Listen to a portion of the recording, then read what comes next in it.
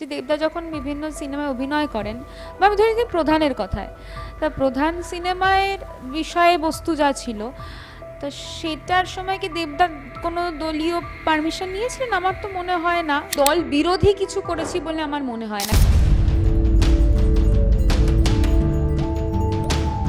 ছবি জট এর আগেও দেখতে পাওয়া গেছে, আর ছবি নির্মাণের জন্য এবং ছবিতে অভিনয় করার জন্য দল থেকে সাসপেন্ড করা হলো প্রান্তিক চক্রবর্তী ও রাজন্না হালদারকে।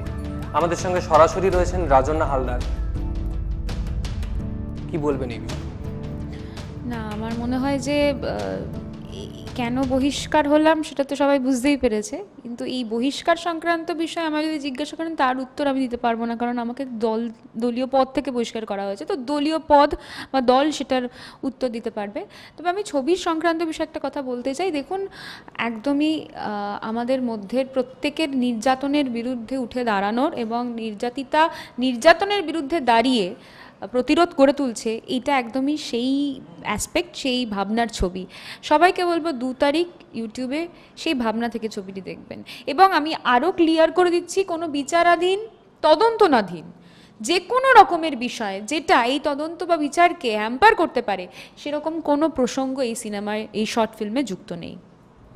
যে চিঠিটি প্রকাশ করা হয়েছে ছাত্র পরিষদের পক্ষ থেকে, তৃণাঙ্কুর ভট্টাচার্য সই রয়েছে, সেখানে বলা হচ্ছে দল বিরোধী কার্যকলাপ। কি এই দল বিরোধী কার্যকলাপ?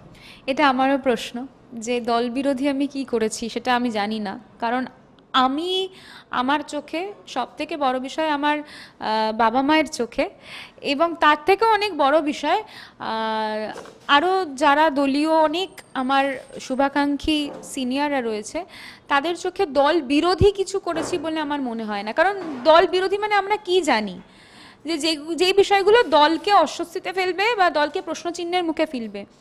আমার শর্ট ফিল্মটা তো একবার দেখাও হয়নি, দেখতে চাওয়াও হয়নি, কি বিষয় আছে সেটাও জানার চেষ্টা করা হয়নি। তাহলে এটা কেন দলকে অস্বস্তিতে ফেলবে, কেন কোনো প্রশ্নচিহ্নের মুখে ফেলবে? আমার মনে হয় যে এটা কোনো দল বিরোধী বিষয় নয়। সেটা যদি 2 তারিখের পর সিদ্ধান্ত নেওয়া হতো তাহলে ভালো হতো। প্রজাপতি সিনেমা অত্যন্ত বিতর্কে এসেছিল, কুণাল ঘোষ মন্তব্য করেছিলেন। তারপরে আবার এই রকম একটি শর্ট ফিল্ম যেটাকে কেন্দ্র করে সাসপেন্ড।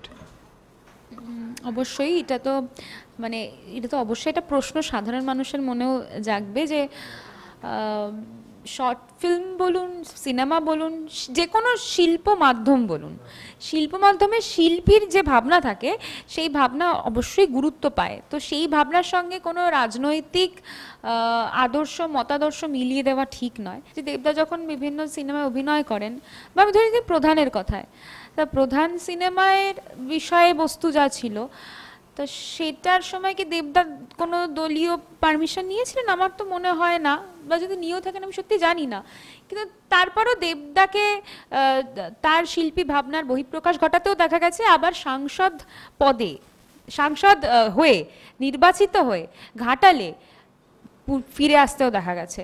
তো আমার মনে হয় তাহলে আমাদের ক্ষেত্রেও অবশ্যই নিশ্চয়ই সেটা ভাবনা চিন্তার জায়গায় থাকবে একবার।